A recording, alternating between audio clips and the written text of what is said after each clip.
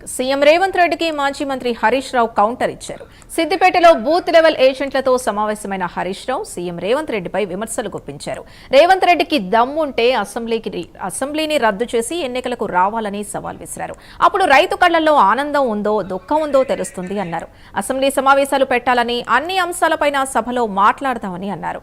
రైతులకు ఇచ్చిన ఏ హామీని నిలబెట్టుకోలేదని, రైతులకు రేవంత్ రెడ్డి క్షమాపణ చెప్పాలని హరీష్ రావు డిమాండ్ చేశారు.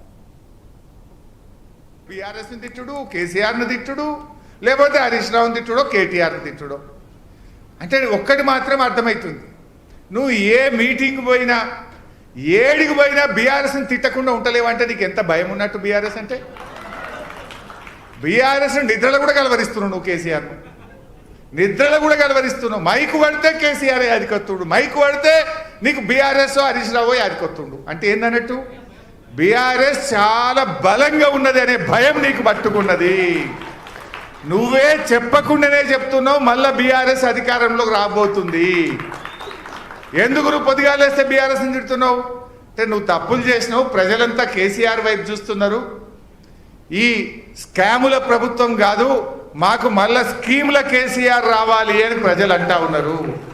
అందుకే నీకు భయం పట్టుకొని ఏదో ఒక రకంగా బీఆర్ఎస్ని తిట్టేటువంటి ప్రయత్నం చేస్తూ ఉన్నావు.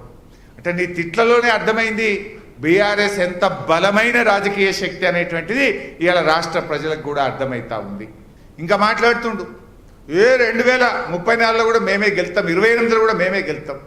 2028 నుంచి 34 దాకా వీళ్ళే ఉంటారట. నీకు అంత ధైర్యం ఉంటే, దమ్ముంటే అసెంబ్లీ రద్దు చెయ్యి. నువ్వు గెలుతానంత దమ్మున్నది కదా, నువ్వు పనిచేసినట్టు కదా. 2028 దాకా ఎందుకు, ఇప్పుడే రాజీనామా చేద్దాం పట్టి అందరం, అసెంబ్లీ రద్దు చేయి. ఇదో అదో ఏదో ఒకటి తెలుసుకుందాంపా. 29,000 కోట్ల రూపాయలు ఇలా రాష్ట్ర రైతులకు బాకీ పడ్డావు నువ్వు. 29,000 కోట్ల రైతు బంధు ఎగ్గొట్టి ఇంకా సిగ్గు లేకుండా నల్లగొండలో నేను వేసిన రైతు భరోసాతో రైతు కళ్ళల్లో ఆనందమట.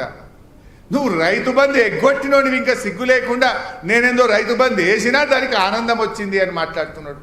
మాట్లాడదామా? ఏడ మాట్లాడదాం? అసెంబ్లీలో మాట్లాడదామా? పెట్టు అసెంబ్లీలో. దమ్ముంటే చర్చ పెట్టు అసెంబ్లీలో. రైతు బంధు వేసినవా, ఎగ్గొట్టినవా, ఏ పంటకి ఎంత ఎగ్గొట్టినవో నేను చెప్పనీకి సిద్ధమున్నా.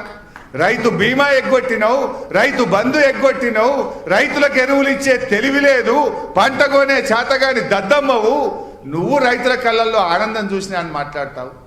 వడ్లు అమ్ముకోవాలంటే ఒక్కొక్క రైతు కళ్ళల్లో నీళ్లు పెట్టుకున్నాడు. మొన్న ఈయన చెప్తుడు 80 లక్షల మెట్రిక్ టన్నుల వడ్లు కొన్నా.